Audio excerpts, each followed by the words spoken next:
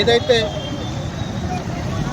దేశవ్యాప్తంగా నీట్ పరీక్ష నిర్వహించారో ఆ నీట్ పరీక్షలో అవకతవకలు జరిగాయని ఆరోపణలు వస్తున్నాయి.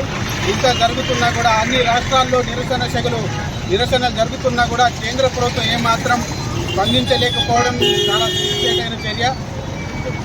ఎప్పుడు కూడా జరిగిని కనివిని ఎరిగిని అన్నట్టు ఒకేసారి 67 మంది ఫస్ట్ ర్యాంక్ రావడం అనేది చాలా అసాధ్యమైన విషయం. కాబట్టి ఒక బీహార్లోనే ఒక పరీక్ష కేంద్రంలో 8 మంది ఫస్ట్ ర్యాంక్ ఉంచారంటే 8 మంది ఫస్ట్ ర్యాంక్ సాధించారంటే ఎంత దాంట్లో లీకేజీ ప్యాకేజీ ఉందనేది మనం అర్థం చేసుకోవచ్చు.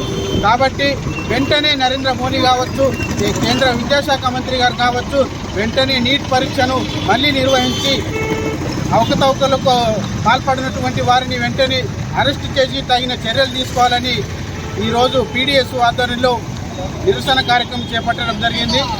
లేకపోతే ముందు కూడా చాలా పెద్ద ఎత్తున కార్యక్రమాలు నిర్వహించి దేశాన్ని స్తంభింపజేస్తామని ఈ సందర్భంగా తెలియజేస్తున్నాను.